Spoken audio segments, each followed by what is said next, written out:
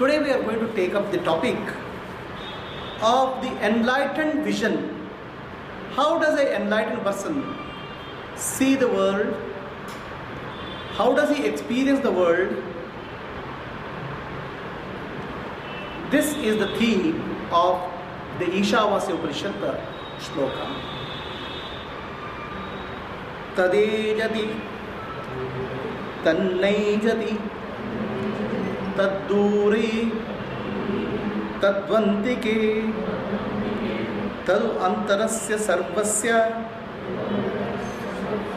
Tadu Sarvasya Bahyataha. So first exclamation of that enlightened being is that moves, that doesn't move. The self moves, the self doesn't move. Tadu antarasya sarvasya, tadu sarvasya bahyataha. That is inside everybody and that is outside everybody. So this is the shloka. There are contradictions here. Tadejati, tannejati. That moves, that doesn't move. So, a self, which is supreme reality, which is pure consciousness, Chaitanya, whose nature is infinity, how can it move? Where does it move? All pervading reality, there is no place to move. One day, Akbar asked Birbal, who is great? Who is the greatest? Birbal came and told, Akbar is the greatest of all. Whereas most of the courtiers of Akbar said, Allah is greater, Allahu Akbar, Allah is the great. Whereas Birbal was of the totally different opinion. He says, Akbar is the great. So then Akbar says, you are telling something to please me. How can that be so? How Akbar can be greater than Allah? Then Birbal says, Jahanpana, O Lord, what will happen when you get angry at somebody? Akbar says, when I get angry at somebody, I'll throw them out of my kingdom. So then Birbal says, what will happen if Allah gets angry with somebody? Where does it throw anybody out? Because there is no end to this kingdom. So at least you have some power which Allah doesn't have. That's why you are greater. There's a boundary for your kingdom, whereas there is no boundary for the God's kingdom. So the infinite has no place to move because there is no boundary. There is nowhere to go. Whereas finite has a place to move. Because finite moves in space. Infinite has time and space within. The time and space is born out of infinite reality, the supreme reality, the self. How can the self move within time and space? That's why the enlightened one says, Tadejati, Tannejati. That moves not. So how does it move? Where does it move?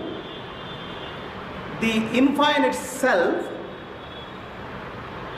identified with the individual body-mind complex, appears to be moving. So individuals move, the animals move, the plants move, the stars, galaxies move. There is an apparent motion in the universe. There's a movement in living beings and non-living beings. The self, which is the supporter, which is the sustainer, which is the life-giving source for all of these, even though it is non-moving, appears to be moving. I appear to be talking. In reality, the consciousness Chaitanya is the witness. It is the body mind which talks. The movement of what you see in this self, we say this person is going, that person is going. When we say this person is going, that person is going, that movement is referred to with respect to the body. The self is non-moving. Self is like a axle in a wheel. The wheel moves, but the axle is stationary. Similarly, the self is non-moving. The body-mind complex moves. Looking at the body-mind complex, we say he is moving, she is moving. In reality, we are referring to the self. We are superimposing the motion of the body and mind complex on the self.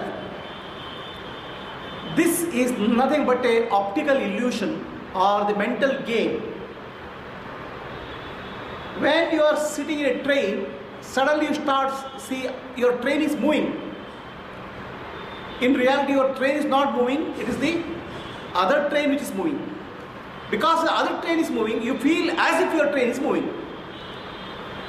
Same thing happens when you are in a boat.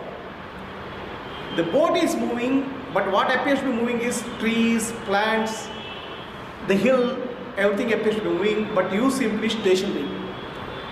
So the movement and non-movement is from the point of view of the observer. It is the perception of the observer which is causing apparent motion. Even though self is not moving, it appears to be moving because of superimposition of the body and mind on the self. When the body moves, we say he is moving or she is moving, when the he and she refers to the self. When somebody is thinking too much, his mind is moving, we are referring to this self. So even though self has no motion, it appears to be moving. But from the point of view of the enlightened one, his perspective is not body and mind, but his perspective is the real self. For him, the self doesn't move. It doesn't move at all. So both contrary views are true. For a non-realized person, the self appears to be moving. For a realized person, self appears to be non-moving because it's infinite. So these two contradictory views are told in one shloka. For example, somebody died. He passed away. He went into another body, we say. There is a movement, apparent movement for the soul within from one body to other body. This is the common perception. But for an enlightened one, from the enlightened perspective, the self is neither born nor dying. Where is the question of self moving from one place to other place?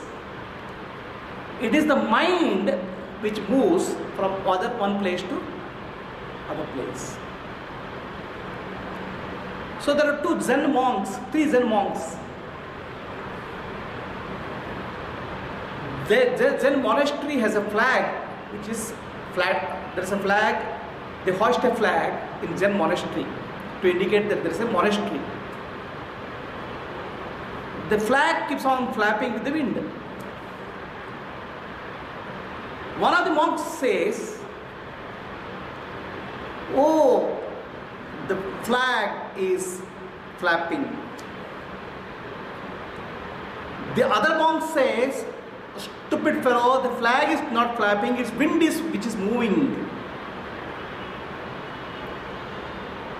First fellow says, "The flag is fluttering."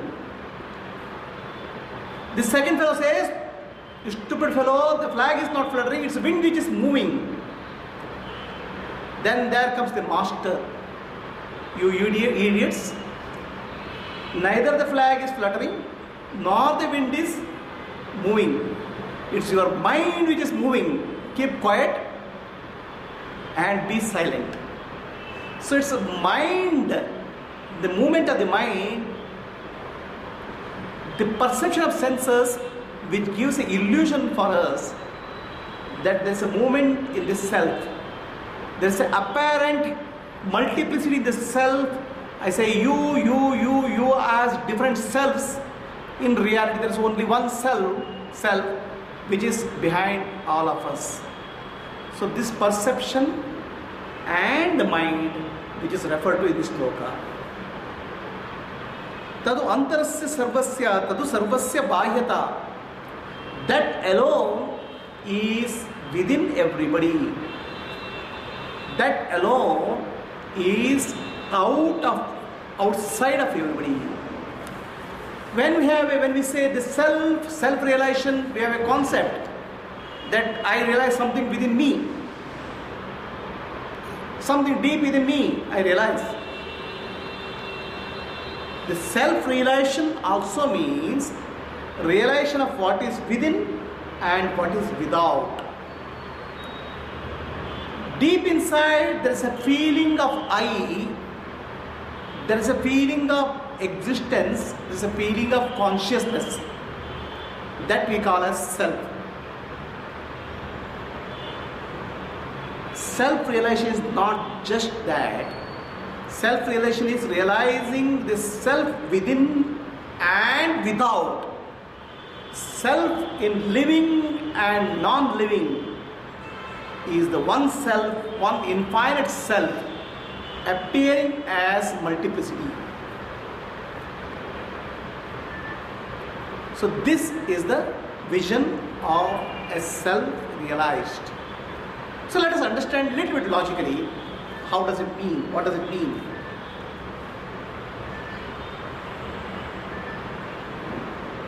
I see this room. When I see this room, just switch off. No. Yeah, let there be power be there. Switch off the battery inside. Press it. Yeah, but keep it in charge.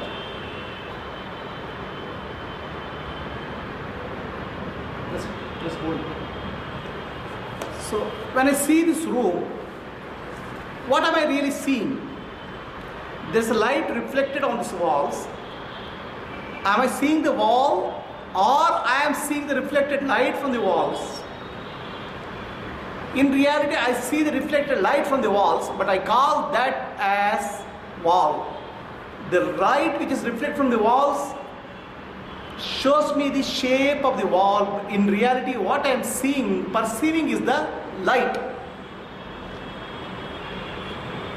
When I am perceiving light, what am I really perceiving? It is a mental image of the light I am perceiving. The mind takes the image of the wall, image of the light, and that's what I perceive. Actually, in reality, when I am seeing the wall, I am perceiving the mind, the mental image of the wall. When you perceive the mental image of the wall, what are you really perceiving? The mind is nothing but a bundle of thoughts. The image is nothing but converted into thoughts. What is thought? Thought is nothing but a wave in consciousness. In reality, what you are perceiving? You are perceiving a wave in consciousness only. Whatever you see, whatever you experience in life is nothing but consciousness. Consciousness is the subject, consciousness is the object. Consciousness is the perceiver, consciousness is the perceived. So this realization is the total realization. If I realize myself within, the self is deep within me, the realization is not complete. The self is all that is there within and without, that is the total realization. Why does energy come in? The self, one self, appears as the subject and the object. The relation between the subject and the object is the energy. The energy is also consciousness in motion, connecting the subject and the object. We are saying consciousness is infinite and all-pervading, doesn't have any space to move. Now, where does energy, like, is it? No, the consciousness infinite, there is nowhere to go. But in consciousness, there is appearance of the world, which is appearance of time and space, for which there is a motion. Consciousness per se doesn't move, but appearance within the consciousness, that has a movement. The time is appearance of consciousness, space in appearance in consciousness. This time and space and objects in consciousness have an apparent motion. Okay, it's equivalent of, let's say, there's an ocean, there are waves. The waves do move. What about water? It is pure. Water is all that is there. So similarly, the consciousness is all that is there. The objects in consciousness are like waves in an ocean. The objects have a motion, but the consciousness per se has no motion. It's only analogy. It's a bit difficult to visualize, because when you speak of wave, there is time and space above the surface of the ocean. But from a point of view of consciousness, it is everywhere, right? Correct. The same consciousness appears as time and space, and in that appearance there is a motion. Is it like space and wind or something like consciousness and energy? Is it like space and No, that is another analogy you give. Right? Ultimately, everything is consciousness only. The subject and the object, and relationship between the subject and object is consciousness only. So the object we call as energy, the relationship we call as energy, perceiver and perceived. Perceiver and perceived together form the totality, and that totality is consciousness.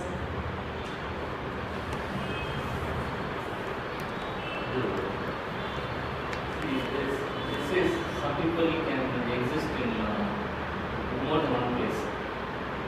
Great sense of being given this qualification. He was talking to him, and also he was at the same time. Who? Some saints. Who is that? See, the mythology is full of stories. See, books are full of stories. Okay? The stories are not true, but stories have a truth in it. Okay, I'll tell you, the stories have a truth, but story itself is not true. Okay? So this is told about that Buddhist monk typically who was there in, he appeared in two places, what they say. Okay? So now let us look at the story a little bit deeper. So when I say you are here, what do you mean by you are here? You thought that this body is real. This body is here, but are you the body? Not really. You are the self. So where are you? I'm everywhere. So you are in many places. Forget about saints. You yourself are in many places. But I'm not conscious about it. The stories are written from the point of view of unenlightened. clarity? Okay? To bring clarity there. To illustrate the concept that self is everywhere, they say the self-realized can exist in many places because he is aware of himself as consciousness. Consciousness is not bound by time and space. Consciousness is everywhere. So the story told to an unenlightened person for illustration creates a confusion, because what exists in two places is not two bodies but same consciousness. A consciousness is everywhere. A realized person knows that his consciousness is unbounded, so he is everywhere. To illustrate that, that's a story that he is here and there. But Satya Sir, life story What I'm saying is, I won't comment on the stories. All that I'm saying is, the stories may not be true, but the stories contain the truth. Go for the truth. What I was thinking is maybe that person was having a mental hallucination, the devotee. No. Mentally was so strong. We will not comment on anybody's experience. Okay, I am just telling you what is the truth behind the story. Right? Because then I will be commenting on somebody's experience, somebody's realization. I don't want to do that. I am just telling, for ordinary people, the concept of self is the body. Okay? For a realized person, the concept of self is the consciousness. A realized person understands that he is everywhere. Now this concept has to be illustrated to an ordinary man. Then the only thing he can understand is in terms of body. Okay? So little bit, to make the understanding a little bit more clear, there's always a difficulty in explaining spiritual truths for unenlightened people. Why? Their understanding is in terms of the body, whereas spiritual truths are beyond the body. So there was a blind man. He went to a man with the eyesight. Can you please explain me what is whiteness? How is whiteness? The person with the eyesight feels pity on this man. He wants to explain what is white. How do you explain white to a blind man? Please tell me. How can you explain anything, any talent of blind? But now we have to explain, because he is feeling a pity on that person. So the man with the eyesight, he says, oh, white, very, very simple. See, it is like this wall. Okay, wall is painted white. So the blind person goes and touches the wall. Oh, I understood. White means hard, very, very clear. So the man with the eyesight, oh, this fellow is not understood. No, white is not like that, hard. White is like milk also. So the blind person touches milk. Oh, I understood. White means it can be soft or hard, he says. Then, no, it is not like that. It is like a duck. White duck. So how is duck? Duck is like this. So now the blind person completely understood what is white. It can be hard sometimes, it can be soft sometimes, and it can be like this sometimes. So this is the challenge of explaining spiritual truths from an enlightened mind to a non-enlightened mind. The languages of the person who has eyesight, the understanding is for a person who is blind. So this communication will never happen, and it's always miscommunication. And that's why most of our Puranas, they are misunderstood. Because there's a communication which happens there in the form of truth. The communication has to be understood by people who are body and mind conscious, and then all stories will take the form of a body and mind consciousness. One of the gods starts living in a hermitage, one of the gods starts living in a mountain, and gods themselves have fights like my husband and my wife, my kids fight. They are also after money, they are also life problems. So the explanation starts becoming corrupted, because you can relate to only what you know. You know only body. So that's why the consciousness also you convert into body and say this saint is there and here. Arey Baba, saint is everywhere. But that everywhere is not the body. Every being is the saint, because that saint lives in every body. Does it bring some light into the story? No, actually, the Elder is very obvious. Right. Again, I would say his mind somewhere is always permeating the. The mind likes to think about miraculous things. No, this is actually. That kind of gives us some kind of hope. Oh, it's still a mind at work. It's a mind at work. It's still a mind at work. So ಅದಕ್ಕೆ truth ಬಹಳ simple ಆಗಿ truth ನಾವು ಬಣ್ಣ ಹಾಕಲೇಬೇಕು. Yeah, the communication from a enlightened mind to unenlightened mind always gets corrupted. The communication is very simple and clear, but it will be interpreted in terms of body, in terms of mind, and it gets taken color. So I will say enlightened person is not in many places. Enlightened person is everywhere. Enlightened person is everybody is enlightened person. Some years back, Ganesh so people like it so much. People to the extent so much that when the reality is put, they don't like it. When the reality comes in front of you, you don't like it because you are so attracted by the stories. There was a church. In church, the priest was with the excited way he was doing sermon. Oh Jesus, save us, save us! Jesus, save us! Jesus got pity on him. Suddenly appeared in the hall. Now this guy is dazzled by some man who almost looks like it's Jesus. Who are you? I am Jesus. To make sure, what's your father's name? What's your mother's name? Mary. Father's name? Joseph. Arey, where did you come from? I come from Bethlehem. Everything seems to be, somewhere something is wrong. And he seems to be too true to be true. Too much this thing. So he immediately calls up the Pope. A phone call, emergency call. I was praying to Jesus and suddenly a Jesus-like person appeared in my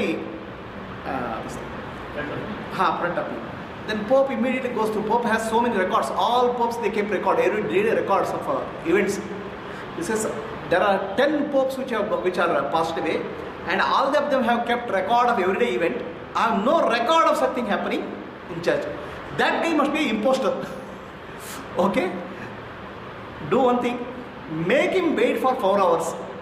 Still he doesn't go, call police. So this is our fate. When you tell the truth, people don't accept because the falsehood is so attractive. And that happens in case of meditators also. There are people who meditate on the form. Okay. So they meditate on the form of Krishna, Krishna, Krishna. So Pitambaradhara, that yellow colored silk dress. Suddenly, every day same dress. So Krishna gets bored. He wants to change the dress one day, and he comes in blue dress. So my meditation is not alright today. I'm not able to see. So what happens is, we want to understand the reality as we like it, as our mental projection demands it. When the reality stands and stares in front of us as it is, we don't want to refuse. We want to refuse. That is. So every story which is there, mystery, what I call spiritual or Puranic, that story has to be looked with the eyes of the enlightened. That's why it's always our saints or all the scriptures say, if you have to listen to a Purana, go to a person who is enlightened, who teaches you. An unenlightened will add his own corruption into the teaching. That doesn't mean the stories are not true. The stories are packaged to give you truth.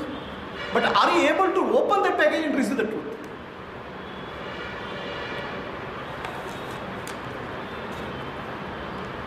See, finally, the mind came out of the self, you explained that. Correct. So the mind is trying to continue its existence. You are allowing it to exist. You are dazzled by the mind. You are happy with its performance. You want to continue. It is not the mind has no independent existence. It is you who has given the power to the mind, the consciousness. But Chaitanya is not enjoyable. It's just a The Chaitanya identified with the mind becomes the enjoyer. It's like this. I am giving you this red colored glass. After wearing red colored glass for some time, I start believing the world is red. Forgotten that the world is colorless. So Chaitanya sees the world through the mind's eye and starts identifying on experiencing the world as it sees to the mind. It doesn't question. But how did the Chaitanya get corrupted? Chaitanya never got corrupted. Chaitanya forgetfulness, not corruption. And forgetfulness is not long time, it's a brief, momentary. And that momentary corruption, momentary thing appears to be billions of years to us. The time scales are very different. Okay, the time scale, you say millions of lifetimes. In the Chaitanya, it may be a fraction of a microsecond. So it is like this. One man is praying for God, very smart man from Silicon Valley, very intelligent guy. He prays to God, does tapasya. So God comes in front of him, Bhaga, okay, I am very happy, pleased with your meditation. What do you want? So this guy wants to be he's a bit smarter, right? He has seen all this Google and all this making billions of dollars. Right? So God, what is $1 billion on the earthly currency for you? God says 1 cent. This man says, God, give me $1,000 billion of yours. God says, I am very pleased with your request. Just give me a second. That God's 1 second is billions of lifetimes for this fellow. So these time scales which you speak, all these things are mental games. The lost soul, what is the meaning of the word lost soul? Who says that so? Read English books about the lost soul, LOST. Allah, who says that? The author says. Who is that author? So many authors are not given. No, he is a author is some salvage soul or something. See, it depends on. It's not simply what you call translation. I don't know. No. What I'm saying is, see He is a lost soul. See, Christian. Allah, Forget soul consciousness. I should correct it by saying it is actually forgotten. forgetfulness, momentum. Because lost soul is there. Like you are trying to get somebody who is always doing wrong things to make a living. They call him. See, this is a concept of sin and all those things in this thing. Okay, so that is a religious concept. Okay, a religious concept, and religion itself has a lot of layers there. Why somebody has a religion, why somebody is not religion, and the lost soul can be used for some beneficial purpose, all those things are there. So let us not get into religious concept, let us go into deep spiritual concept. In spirituality, there is no soul is lost, no soul is sinner, okay, every soul is infinite. There is a momentary forgetfulness, that momentary forgetfulness is very momentary, but it appears to be long time because of the mind. So all these concepts, sinning and getting lost souls, salvation, they are all concepts of religion. We will not get into that. Because there are many other connotations there. Their social, political forces act there, in addition to the pure truth. Okay. What is it? We say Ashuddha. Atma is always Shuddha. Atma is always Shuddha. Like we say Ashuddha. That doesn't work that way. Just like that lost soul. So, the lost soul is a different concept actually. That's a religious concept. Why that religious concept is there, I can tell you sometime offline. Yastu sarvani bhutani atmanyeva anupashyati sarva bhuteshu chatmanam tato na vijugupsate. Yastu sarvani bhutani atman eva anupashyati. The enlightened one sees his own self in every living being. His own self is seen in every living being. It's not seen means physically seen. He experiences himself in all living beings. Somebody asked Buddha, when you got enlightened, what did you experience? What did you understand? What is the first experience? So Buddha said, when I got enlightened, first thing I realized is the whole world is enlightened. Your perception changes. Right now, you are saying there's ignorance in him, ignorance in him. Do you know there's ignorance in him? It is your ignorance which you are projecting on him. Our individual experience we are projecting on the world and feel as if the world is also having that problem. It's not so. So Buddha, the first thing when he got enlightened, he realized that world itself was always enlightened. It's his ignorance which appeared as the ignorance in the world. What do you mean by world is existence of Sorry?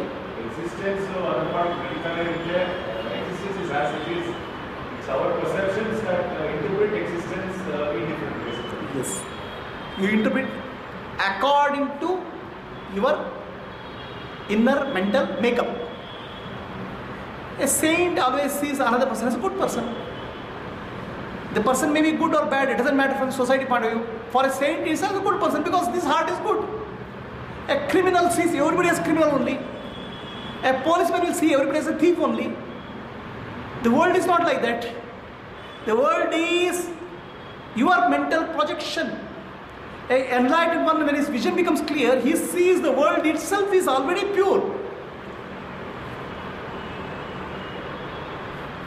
Prabhuji, I was saying currently the state of the world is pure and constant. More than asking what you feel, when I walk on the road and see every day, I see crowd, corruption, noise, violation, smoke, pollution. I see constant suffocation on freedom. People cannot walk easily. Simple things like walking, cycling, so difficult. What is becoming more complex with all mechanization? This is what I think. So, please give me clarity on this. Are you saying, okay, this is my mind that's thinking all this is a threat to me? Number one. Am I not seeing the way it is? Am I missing that completely? Okay, so the first thing is the world is becoming more complex, more gadgets, faster movements, right? Faster connectivity. It is true. That's what is happening, right? On a visible, tangible level. It's visible, tangible, it's happening. So the world has a variety, okay? Various kinds of things are there in the world. Something you classify as good, something you classify as ugly, dirty, good, bad, ugly, whatever you classify, there are many things in the world. World is full of variety. The variety was there in the world from time immemorial. The variety will be there in the world today. Variety will be there in the future also. For your kind information, more than about 300 to 400 million types of species of the animals and living beings have been wiped out from the earth. Okay. So when those species were there, the world itself had a multiplicity, variety. So now we have replaced them. So the variety is always the nature of the world. Whether it's mechanical variety or living form of variety, variety is there. And when there is a variety, there is also fight for survival, clashes, everything will be there. But formerly it was organic variety. Now it's all inorganic. Correct. Organic variety has been replaced by some amount of inorganic variety. Organic variety, multiplicity of species has been replaced by the human species which has grown into billions of beings. So the essence is the world had variety all the time. World will have variety. World will continue to have variety. But variety don't have to confuse with the duality. So there are 5 fingers here. Okay, the 5 fingers are different. Okay. But are they related? They are related with one hand. Okay. The hand is behind the 5 fingers. hand supports these 5 fingers. This variety in the universe is supported by the consciousness, which is unity. A person who cannot perceive this unity behind this diversity gets bewildered by the diversity, which is true for almost all the living beings.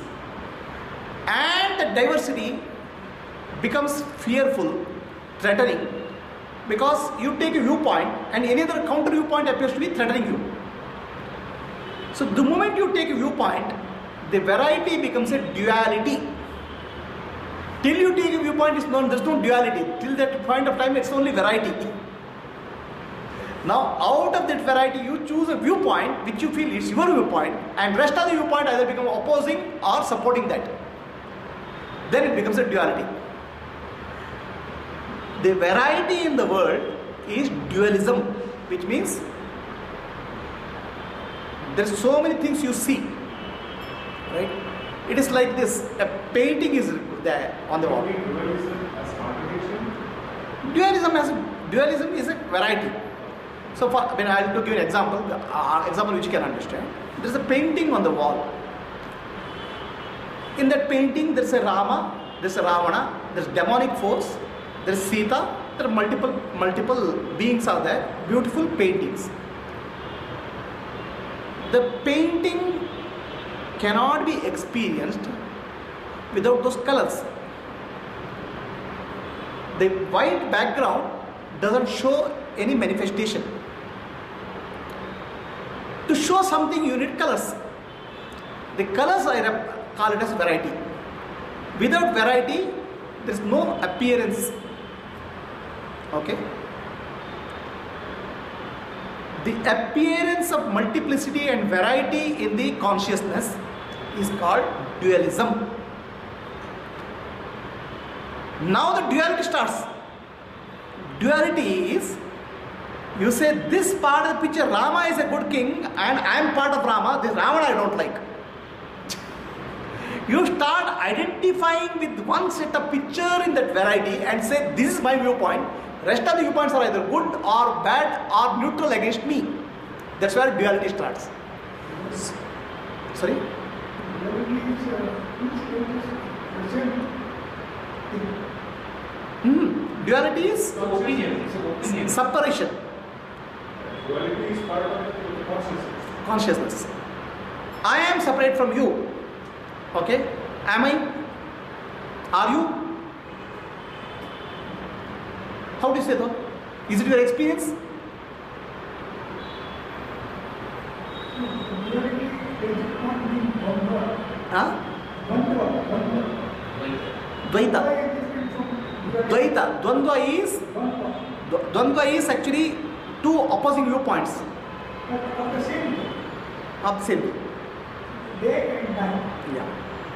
In the whole day. Right. But day is part of the whole. Right. So these two are two states of the same. Correct. So dualism, to explain, Dvandva, he says, light and darkness, they are totally contrasting. But either they exist together. If darkness doesn't exist, there is no question meaning for light. If light doesn't exist, there is no meaning for darkness. This is called Dvandva, dualism. But there is neither good about it, bad about it. Light is light and darkness is darkness. But the moment you take a viewpoint, it becomes a duality. And it follows always. Always. So the world is full of dualism or variety. Your identification with the body and mind complex brings the duality. Then you say, you are separate from me. You are separate from me. How did you identify a part of the picture and started living your life? Now you not only live like that, you assume that everybody is also living like that. That's the other part of the problem. For example, you have a dream. In dream you meet so many people. Now it's election time. Okay, all political parties are coming and asking you for vote. Right? So one candidate comes and asks for a vote, another candidate comes and asks for a vote, another candidate comes and asks for a vote. How many candidates were there in that dream? All party candidates were there. And everybody was fighting. In reality, how many were there? You only. You only are seeing so many multiplicity in that dream. How did it happen? Your individuality is superimposed on the images which are appearing there and thought they are real. They are appearing like you. So when Buddha woke up, Buddha got enlightened. He said, the whole world got enlightened with me. Then that person says, no, I am not enlightened. I am still ignorant. Okay, the Buddha says, I am the awakened one. You are the sleeping one. Both are Buddhas at the consciousness level. So the realized person starts living. Consciousness is the reality, whereas people in the body-mind complex live, the body-mind complex is reality. Their realities are different. They speak from a different domain experiences. When the realized person says, I am everywhere, so we will get a very clear picture. This person is standing in the bathroom, bus stand, railway station, he is standing everywhere. But he is speaking from consciousness perspective, you are making it from a body perspective. Huh? Exactly.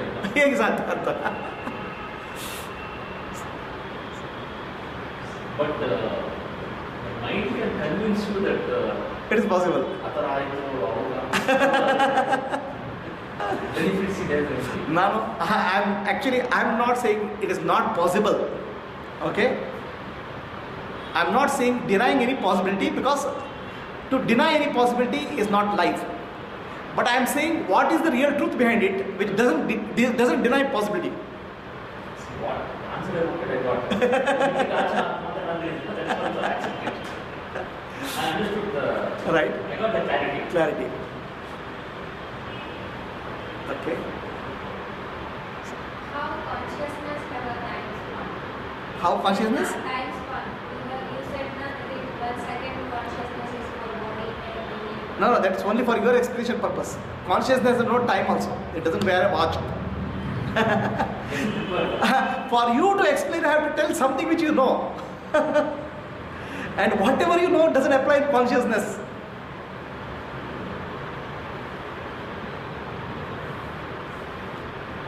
See, Maya, it is surviving only on the time space or illusion. As long as it has that gap, it survives. Now, as long as you don't inquire into the real nature of I, the Maya survives. Maya doesn't survive on the time and space. Maya survives on the notion of individual self. When you really inquire into the nature of individual self, then Maya disappears. It's nothing to do with time and space. If we are saying there is continuous change, we say everything is transient, then shouldn't we accept time also? Time is also transient. Time is also changing. Who said time should not be accepted? So that means if time is accepted, then you will expect space also, right? Space also is there. I didn't say nothing. I didn't say they don't exist. I said it is there. They are changing. They are there. But they are appearances, not reality. I am sure you must have had so many dreams. In so many dreams, you had made so many dream girls. And so many dream girls you proposed also. After waking up, none of them are real. Like that. Time and space is also like that. This movie goes like movie is ultimate. You get involved in the movie. Involved in the movie. You become one of the characters. Characters. After the movie is over, we suddenly forget the character. I come back to my reality. Right. I know. I know that. This is actually a big movie. So that the mind can get sucked into some emotional fluctuations. You only give power to the mind. Yeah. You have delegated your power to the mind. And mind is not taken the delegation. Because for a self-realized person, if the whole world is an illusion, that movie, that exact illusion, can have That's what is called self-realization. He will never be, that comes in the next shlokas, he will never be deluded by any appearance in the world. But for you, you may hear, from your perspective or from the personal perspective of the people who are ignorant, self-realized person doesn't appear to be very different from them. He eats, he talks, he walks, he goes movie, everything he appears to be doing normal things. But his internal perception, internal view, you can't understand. It's the inner perception, which is very different from the way out. For example, Krishna was there, right? Krishna was a warrior, Krishna was a politician, Krishna was dancing with girls, Krishna was teaching, he was a teacher, he was a friend, he played many roles. For a person